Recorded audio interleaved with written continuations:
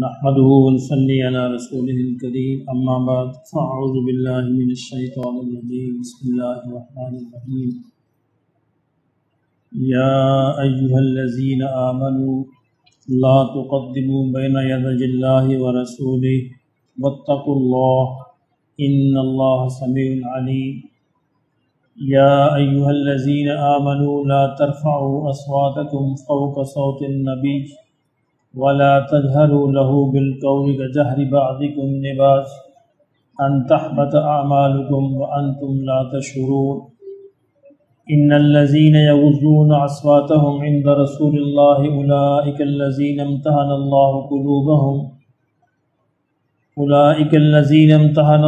قلوبهم للتقوى لهم مغفرة وأجر عظيم إن الذين ينادونك من وراء الحجرات أكثرهم لا يعقلون ولو أنهم صبروا حتى تخرج إليهم لكان خيرا لهم والله غفور رحيم صدق الله مولانا العظيم۔ سورہ حجرات اس حوالے سے بہت اہم سورت ہے۔ اس میں سب سے پہلے تو بارگاہ نبوت صلی اللہ علیہ وسلم کے آداب سکھائے گئے ہیں، اور اس کے بعد مسلمانوں کی معاشرتی زندگی کے بہت سارے ایسے احکامات عطا فرمائے گئے ہیں جن کو اپنانے سے مسلمانوں کی معاشرتی زندگی پرسکون اور پرچین والی بن سکتی ہے اور آخرت کے اعتبار سے کامیابی دلانے والی بن سکتی ہے۔ ارشاد فرمایا کہ یا ایھا الذین آمنوا، اے ایمان والو، لا تقدموا بین یدی اللہ ورسولہ، تم اللہ اور اس کے رسول کی رائے سے اپنی رائے کو مقدم نہ کرو، یعنی اپنی رائے کو مقدم نہ جانو۔ ایک ہی جگہ پہ اللہ نے اللہ اور رسول دونوں الفاظ استعمال کیے ہیں۔ اس سے کیا مراد ہے؟ یہ اہمیت بتاتی ہے کہ اللہ کا رسول جو ہے وہ اللہ کا سفیر ہوتا ہے، اللہ کا نمائندہ ہوتا ہے۔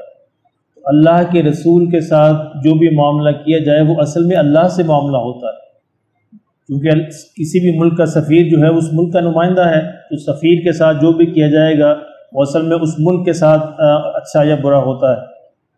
تو یہاں بھی اللہ رب العزت نے اسی مسئلے کو واضح فرمایا کہ رسول اللہ صلی اللہ علیہ وسلم کی رائے سے اپنی رائے کو مقدم رکھنا گویا اللہ سے اپنی رائے کو مقدم رکھنا ہے۔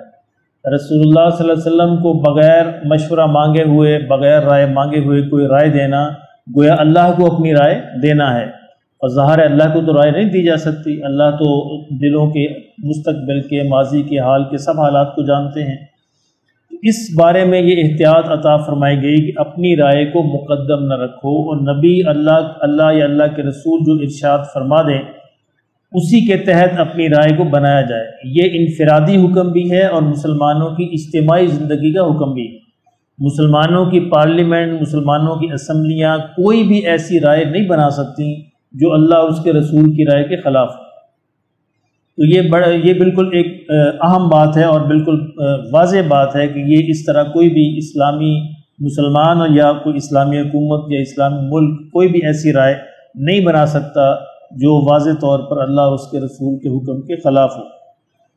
یہ اور اس میں جو نزول اس کی آیات کا ہے جو مقصد، شان نزول، جو اس کے اندر یہ بھی لکھا ہے کہ ایک دفعہ نبی صلی اللہ علیہ وسلم کی بارگاہ میں یہ مشورہ ہو رہا تھا کہ بنو تمیم ایک قبیلہ ہے، اس قبیلے کا سردار کس سے بنایا جائے۔ اس مشورے کے دوران جو ہے کچھ کی رائے کچھ تھی اور بعض کی رائے کچھ تھی، اپنی اپنی رائے سب جو ہے دیے جا رہے تھے، اور رسول اللہ صلی اللہ علیہ وسلم خاموش تھے۔ تو اللہ نے ارشاد فرمایا کہ تم ذرا اس بات کو خیال کرو کہ رسول کے ہوتے ہوئے تم اپنی رائے بیان کر رہے ہو۔ جو اکابر صحابہ تھے وہ تو اکثر یہی الفاظ کہتے تھے، اللہ و رسول عالم۔ جب بھی عقائد عالم صلی اللہ علیہ وسلم پوچھتے تو وہ کہتے اللہ اور اس کے رسول کو بہتر علم ہے۔ وہ کوئی بھی رائے نہیں دیتے، خاموش رہتے تھے، لیکن عام صحابہ بعض اوقات اپنی آراء کا اس طرح اظہار کر دیتے تھے۔ تو اللہ نے اس بات سے منع فرمایا کہ جب تک رسول اللہ صلی اللہ علیہ وسلم آپ سے نہ پوچھیں، آپ سے مشورہ نہ لیں یا آپ سے بات نہ کہیں، اپنی زبانوں کو خاموش رکھیں، کیونکہ رسول براہ راست اللہ کی نگرانی میں ہوتے ہیں، اللہ کی رہنمائی میں ہوتے ہیں، اس لیے انہیں کسی مشورے کی یا رائے کی ضرورت نہیں ہوتی۔ ہاں اگر وہ مانگیں اور اگر وہ کہیں تو پھر ادب کے ساتھ، احترام کے ساتھ جو ہے اپنی اپنی رائے دے دیجیے۔ ان آیات میں یہ بڑا اہم سبق دیا گیا ہے کہ ادب پہلا کرینہ ہے محبت کے کرینوں، یعنی اگر کسی کوئی انسان یہ سمجھتا ہے اس کو کسی کے ساتھ محبت ہے تو اس کا ادب لازمی تقاضا ہے، ادب کے بغیر محبت مکمل نہیں ہوتی، اور بغیر ادب کے یہ سمجھا ہی نہیں جا سکتا کہ کسی کو کسی کے ساتھ محبت ہے یا وہ اس کی اطاعت کر سکتا ہے۔ مغربی تہذیب یا جدید تہذیب کہہ لیں، یہ سب سے بڑا وار جو کرتی ہے اسلامی تہذیب پر، وہ یہی وار ہوتا ہے کہ ان کو بے ادبی سکھائی جائے، ہر پہلو کے اندر ان کو برابر کھڑا کر دی جائے، یعنی بیٹے کو باپ کے برابر کھڑا کر دیا جائے، شاگرد کو استاد کے برابر کھڑا کر دیا جائے، سب کو برابر کر دیا جائے، تاکہ وہ پھر بے ادبی اور گستاخی کا ماحول بنے گا تو معاشرے میں خود بخود ہی بے چینی اور بد امنی اور فساد پھیلے گا۔ مسلمانوں کی تہذیب اس ادب پر کھڑی ہے، ہر جگہ پر ہر مقام پر جو حفظ مراتب ہے وہ ضروری ہے، جس کا جو مقام ہے وہ اس کو ملنا چاہیے۔ تو فرمایا کہ واتقوا اللہ، اور اس معاملے میں اللہ سے ڈرتے رہو، کیوں کہ ان اللہ سمیع علیم، اللہ سننے والا بھی ہے اور جاننے والا بھی، جو کچھ تم کرتے ہو اللہ اس کو دیکھتا ہے، اور جو کچھ تم بولتے ہو اللہ اس کو سنتا ہے، اور تمہارے دلوں کے اندر جو گمان بھی گزرتے ہیں اللہ ان سے بھی واقف ہے۔ اس لیے اپنے دلوں کے گمان کا بھی خیال کرو، تمہارا معاملہ ایک ایسی ذات کے ساتھ ہے جو سننے والی، جاننے والی ہے، ظاہر کو بھی جانتی ہے، باطن کو بھی جانتی ہے، حال کو بھی جانتی ہے اور مستقبل کو بھی جانتی ہے۔ یا ایھا الذین آمنوا لا ترفعوا اصواتکم فوق صوت النبی، اے ایمان والو اپنی آوازوں کو نبی کی آواز سے بلند نہ کرو۔ اب یہ حکم جو ہے یہ صرف نبی صلی اللہ علیہ وسلم کی زندگی تک محدود نہیں ہے، یہ حکم آج بھی ہے، یعنی اس وقت نبی صلی اللہ علیہ وسلم کی زندگی میں تو حضور کی ذات مقدس موجود تھی تو وہ ظاہر یہ موجود بھی تھا، اب آپ کے جانے کے بعد آپ کے روضہ رسول کا اسی طرح احترام واجب ہے، اور دوسرا جو آپ کی لائی ہوئی ہدایت ہے اس کا بھی وہی احترام واجب ہے، یعنی اب آپ کی جو لائی ہوئی ہدایت ہے قرآن و حدیث کی صورت کے اندر موجود ہے تو اس پر بھی اپنی آواز کو اونچا نہ کرو۔ اگر کوئی رائے آ جائے قرآن مجید کی یا نبی صلی اللہ علیہ وسلم کی احادیث سے تو بر پہ پھر ہتھیار ڈال دو، پھر تو اس کے مقابلے میں کوئی بات اونچی نہیں کی جا سکتی۔ اس میں بھی وہ جو نئے مسلمان ہوئے تھے، یہ سورہ اصل میں آخری صورتوں میں سے ہے جو 9-10 ہجری کے قریب جو ہے نازل ہوئی ہیں، جب مسلمانوں کا معاشرہ مدینے میں مکمل ہو چکا تھا اور دھڑا دھڑ لوگ جو ہے نئے مسلمان ہو رہے تھے۔ بعض جو نئے مسلمان ہونے والے لوگ تھے، بعض قبائل، ان کے ذہنوں میں یہ خیال تھا، نئے مسلمان ہوتے آداب کا پتہ نہیں تھا، ان کا خیال یہ تھا کہ ہم نے گویا رسول پر احسان کیا، مسلمانوں پر احسان کیا کہ بغیر جنگ کے، بغیر لڑے بڑے ہم مسلمان ہو گئے، تو وہ ان کے رویے سے، ان کی باڈی لینگویج سے یہ ظاہر ہوتا تھا۔ تو اللہ نے ان کو سکھایا کہ دیکھو احتیاط کرو، خیال کرو، تم کس بارگاہ کے اندر ہو، کسی عام بادشاہ سردار کے بارگاہ میں نہیں ہو، یہ رسول کی بارگاہ میں ہے۔ یہ بڑا اہم ہے کہ رسول اللہ سے، کسی بھی رسول کو کسی سردار سے، لیڈر سے آپ کمپیئر نہیں کر سکتے۔ ہمارے ہاں یہ بڑا مسئلہ ہے، رسول اللہ صلی اللہ علیہ وسلم بڑے لیڈر تھے، وہ رسول تھے، رسول کا منصب ہی الگ ہے، نبی کے منصب ہی الگ ہے، ہزاروں لیڈر آپ کے قدموں پر قربان کیے جا سکتے ہیں۔ لیڈر کیا ہوتا ہے؟ حیثیت ہی کوئی نہیں۔ لیڈر کے خلاف تو بات بھی کی جا سکتی ہے، لیڈر کے سامنے بولا بھی جا سکتا ہے، لیڈر کی رائے سے اختلاف بھی کیا جا سکتا ہے، رسول کی رائے سے تو اختلاف نہیں ہو سکتا، رسول کے سامنے تو آواز بھی اونچی نہیں بلند کی جا سکتی۔ اس لیے یہ کہنا کہ رسول اللہ صلی اللہ علیہ وسلم بڑے سیاستدان تھے، بڑے لیڈر تھے، اور اس بات کی یہ ایک فضول بات ہے۔ رسول اللہ صلی اللہ علیہ وسلم رسول تھے، اللہ کے نمائندے تھے، اللہ کے پیغمبر تھے، اللہ کے سفیر تھے، اور یہ اعزاز جو ہر کسی کو حاصل نہیں ہوتا، یہ اعزاز تو اللہ جسے چاہیں اس کو عطا فرماتے ہیں۔ یہ وہبی ہوتی، نبوت وہبی ہوتی ہے، نبوت اپنی محنت سے حاصل نہیں کی جا سکتی، جس کو اللہ عطا فرما دیں اللہ اسی کو عطا فرماتے ہیں۔ اس سے رسول بس رسول ہے، یہ کہہ دینا ہی کافی ہے کسی کے منصب کے لیے کہ وہ رسول ہے، وہ اللہ کے نبی ہیں، اللہ کے پیغمبر ہیں۔ ان کو لیڈر کہنا یا بڑا سیاستدان کہنا یا بڑا یہ کہنا، یہ گویا ان کو اس قطار کے اندر کھڑا کر دینا ہے، اس قطار کے اندر چاہے سب سے اوپر کھڑا کر دیں پھر بھی گستاخی۔ ان کی حیثیت کیا ہے؟ یعنی دنیا بھر کے لیڈروں کو، سیاستدانوں کی ایک لائن لگا کے آپ حضور صلی اللہ علیہ وسلم کو اس کے اول نمبر پہ کھڑا کر دیں تو آپ نے تو غلط پلیس کر دیا۔ اس بات پہ غور کریں ذرا، لوگ سمجھتے ہیں بڑی بڑی کتابیں بڑی مشہور ہوتی ہیں، ایک انگریز نے کتاب لکھی اور اس نے سب سے پہلے حضور کا نام لکھا، پھر باقی لیڈر لکھے، یہ اس نے بڑا کمال، کوئی کمال نہیں کیا، اس نے حضور کو رسول کے منصب سے اٹھا کے لیڈروں میں شامل کر دیا۔ ایسا نہیں ہے. رسول رسول ہوتا ہے، نبی نبی ہوتا ہے، تو اس کو کسی لیڈر سے کمپیئر نہیں کر سکتے. There is no resemblance, no compare, no match, nothing, کچھ بھی نہیں ہو سکتا، کوئی مشابہت ہے ہی نہیں. جس طرح اللہ جو ہے اپنے خالق ہونے کے اعتبار سے وحدہ لا شریک ہے، نبی اپنے مخلوق ہونے کے اعتبار سے وحدہ لا شریک ہے. مخلوق کے ساتھ آپ اس کو شریک نہیں کر سکتے. نبی کے ساتھ اس کی نبوت میں، وہ اپنی نبوت اور رسالت میں بھی وحدہ لا شریک ہوتا ہے، اس لیے کسی کے ساتھ کمپیئر نہیں کیا جا سکتا، مقابلہ نہیں کیا جا سکتا. تو یہ آپ کبھی سوچ بھی نہیں سکتے. جتنی مرضی لیڈروں سے آواز اونچی کرنے کا ہے، کچھ نہیں ہوتا. ایمان کہاں ضائع ہوگا؟ کچھ بھی نہیں، ایمان تو موجود رہے گا. لیکن یہاں فرمایا کہ وَلَا تَجْهَرُوا لَهُ بِالْقَوْلِ كَجَهْرِ بَعْضِكُمْ لِبَعْضٍ، تم ان کے ساتھ اس طرح بھی بات نہیں کر سکتے جس طرح تم آپس میں باتیں کرتے. ان کے عذاب کا تقاضا ہی اور ہے. أَن تَحْبَطَ أَعْمَالُكُمْ، اگر ایسا کرو گے تو تمہارے اعمال ہی ختم ہو کے رہ جائیں گے. وَأَنْتُمْ لَا تَشْعُرُونَ، اور تمہیں اس کا شعور بھی نہیں ہوگا. یعنی تمہارے اعمال اس طرح ختم ہو جائیں گے. ہفتے اعمال کب ہوتا ہے؟ جب انسان مرتد ہو جاتا ہے، اسلام کو چھوڑ دیتا ہے، اسلام سے کفر میں آ جاتا ہے. تو یہ ایک ایسی گستاخی ہے، تو انسان کو پتہ بھی نہیں چلے گا اور اس کا ہفتے اعمال ہو جائے گا، اعمال ضائع ہو جائیں گے اور وہ کفر تک پہنچ جائے گا. تھانوی صاحب نے بڑی اہم بات لکھی کہ یہ ہفتے اعمال کیسے ہو گیا.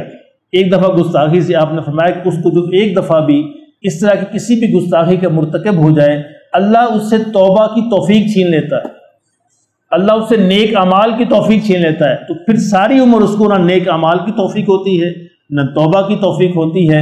نتیجہ یہ ہوتا ہے کہ وہ اس کی موت کفر پر ہو جاتی ہے. تو یہ ہفتے اعمال ہے. اس لیے فرمایا اس کے بارے میں بڑی ہی احتیاط کی ضرورت ہے. آج کے دور میں رسول کی نمائندگی کیا چیز ہے؟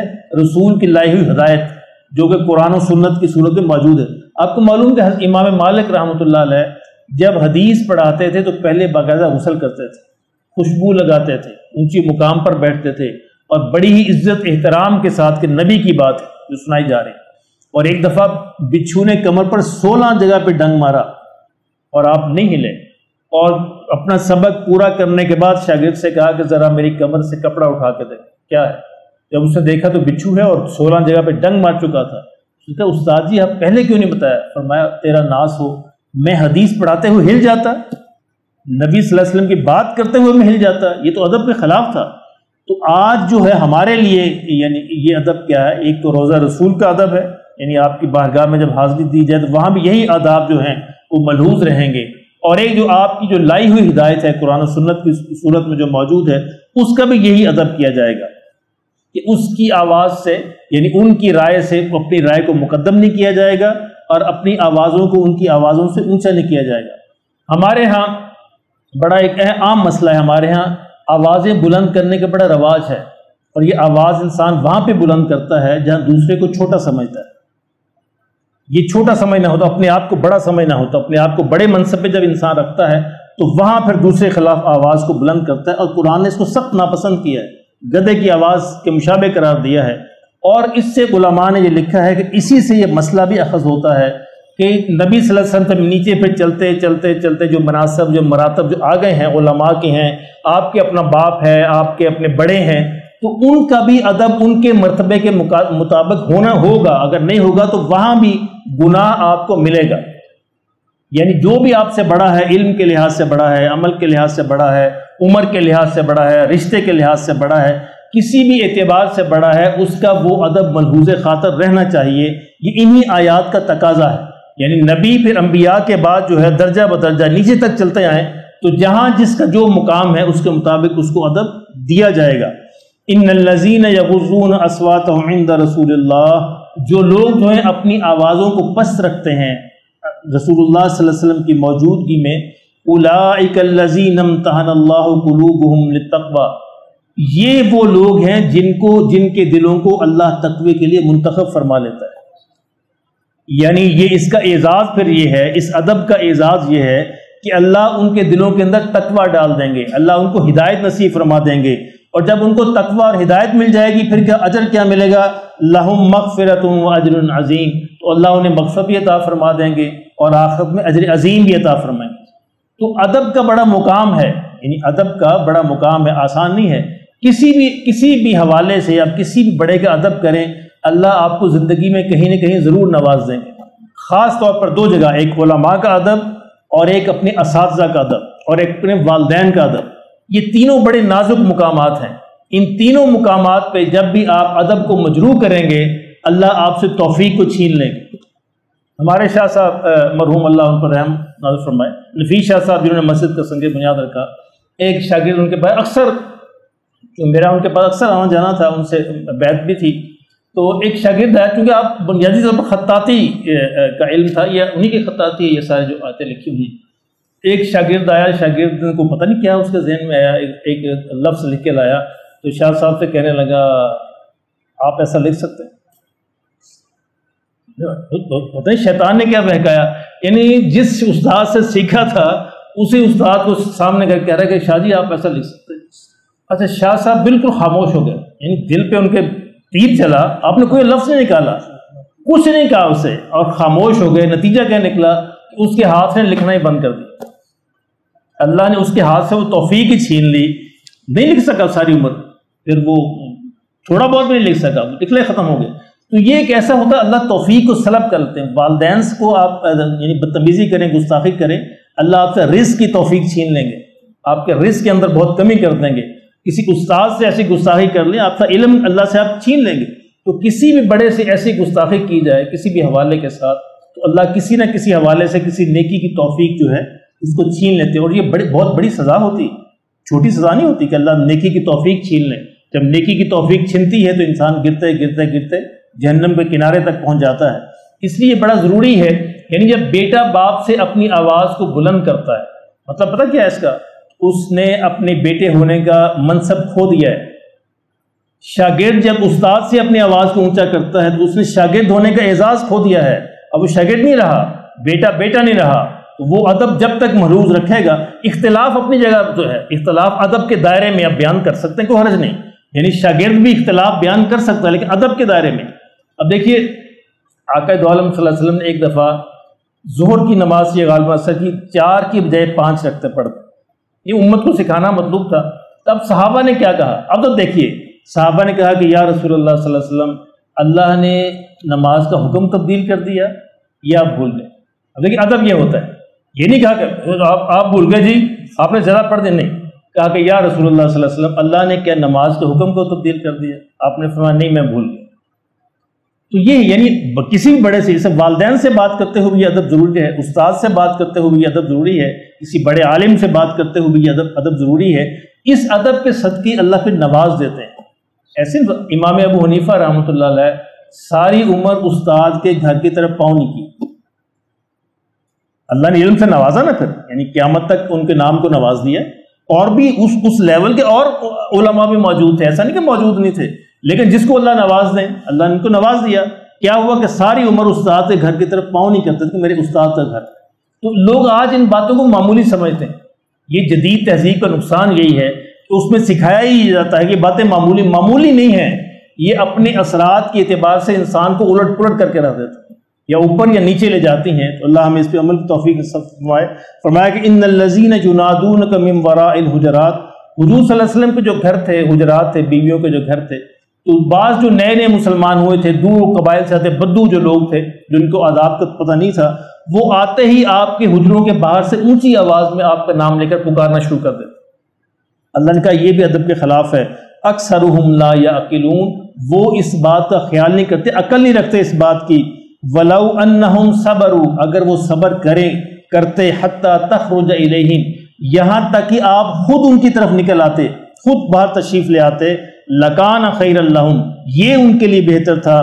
واللہ غفور الرحیم، اور اللہ بہت زیادہ معاف کرنے والا، رحم کرنے والا ہے۔ یہ علم حاصل کرنے کا یہ بھی ایک ادب ہے کہ جب آپ کسی سے علم حاصل کرنے جائیں، کوئی فیض حاصل کرنے جائیں، تو وہ پابند نہیں ہے، آپ پابند ہیں، یعنی آپ پیاسے ہیں، وہ پیاسا نہیں ہے، تو آپ کو ویٹ کرنا ہے، آپ کو انتظار کرنا ہے، کیونکہ جو استاد ہے، عالم ہے، یا جو بھی ہے جس کے پاس آپ گئے حاضر ہوئے ہیں، اس کو ظاہر اپنے گھر کے کام بھی ہوں گے، اس میں سونا بھی ہوگا، آرام بھی کرنا ہوگا، تو بجائے اس کے کہ اس میں مداخلت کریں، آپ خود انتظار کریں کہ جب اس کے پاس ٹائم ہوگے وہ مجھے خود ہی سکھا دیں گے۔ تو یہ آداب سکھایا گیا کہ جب آپ نبی کی بارگاہ میں حاضر ہوتے ہیں، جب نبی صلی اللہ علیہ وسلم مسجد میں تشریف فرما نہیں ہے، محفل میں نہیں ہے، تو دروازہ نوک کرنے کی ضرورت نہیں ہے، تمہیں انتظار کرنا ہے جب حضور خود تشریف لے آئیں تو پھر ان سے پوچھئے۔ عبداللہ ابن عباس رضی اللہ تعالیٰ عنہ حضور کے چچا کے بیٹے ہیں، معمولی مقام نہیں ہے، حضور صلی اللہ علیہ وسلم کے چچا کے بیٹے ہیں، اور لیکن چونکہ عمر چھوٹی تھی، حضور کے انتقال کے بعد انہوں نے سوچا کہ میں علم حاصل کرتا ہوں صحابہ سے۔ صحابہ کے گھروں پہ جاتے نوک نہیں کرتے تھے، گھر کے دروازے کے باہر بیٹھ جاتے تھے کہ جب خود باہر آئیں گے پھر پوچھوں گا۔ اب صحابی جب باہر نکلتے، چونکہ حضور کی رشتہ تھا، ایک بڑا عزیز رشتہ تھا، تو وہ شرمندہ ہوتے کہ آپ تو حضور کے کزن ہیں، چچا زاد بیٹے ہیں، آپ نے ہمیں بلا کیوں نہیں لیا؟ کہا کہ نہیں، میں پیاسا، میں علم حاصل کرنے آیا، میرا یہ حق تھا کہ میں انتظار کرتا، آپ تو استاد ہیں، آپ کا یہ حق نہیں تھا۔ تو یہ فرمایا کہ یہ بھی آداب کے اندر شامل ہے کہ لوگ جو پیاسا ہو، جو کنویں کے پاس جائے، وہ کنویں کو نہ بلائے۔ یہ اچھا آپ دیکھیں اسکولوں یونیورسٹیوں کے اندر کیا ہوتا ہے، استاد کمرے کمرے پھرتا ہے، یہ ادب کے خلاف ہے۔ مدارس میں یہ ہوتا ہے کہ استاد اپنی جگہ بیٹھتا ہے، شاگرد چل کے آتے ہیں، یہ ادب ہے اصل میں۔ یعنی استاد کو آج پھر بڑی تحقیق کے بعد، ابھی جو ریسنٹ یورپ امریکہ میں جو یونیورسٹیز بنی ہیں ان میں کیا ہوا ہے کہ استاد کا ایک کمرہ فکس کر دیا جاتا ہے، وہی ماڈل جو پرانا ماڈل تھا اسلامی، کمرہ فکس کیا جاتا ہے، اب شاگرد آتے ہیں۔ ورنہ آپ اسکولوں کالجوں میں دیکھیں نا، پیریڈ ختم ہوتا ہے، استاد بیچارہ گھوم کر رہا ہے ایک کلاس سے دوسری کلاس، اور شاگرد مزے کے ساتھ کرسی پر بیٹھے ہوئے۔ یہ بھی ادب کے خلاف ہے، اسلام اس کو بھی پسند نہیں کرتا۔ استاد کا ایک مقام ہونا چاہیے جہاں استاد بیٹھے، شاگرد چل کے اس کے پاس آئیں تاکہ ان کو احساس ہو کہ ہم پیاسے ہیں۔ تو یہ آداب بھی یہاں پہ سکھائے گئے، اللہ ہمیں یہ آداب نصیب فرما دے۔ تو اصل اس صورت کے جو پہلا پورا رکوع ہے سارا آداب کے بارے میں، کہ نبی کا آداب، پھر نبی صلی اللہ علیہ وسلم سے چلتے ہوئے نیچے جتنے بھی مراتب ہیں ان کا آداب جو ہے ملحوظ خاطر رہے گا، اللہ جو ہے بغیر کیا کہتے ہیں، آپ تمہیں شعور بھی نہیں ہوگا اور اللہ تمہیں نواز دیں گے، اور اس کے برخلاف ہوگا تو تمہیں شعور بھی نہیں ہوگا اور تمہارے اعمال جو ہے اللہ ضائع کر دیں گے۔ اللہ پاک اس سے محفوظ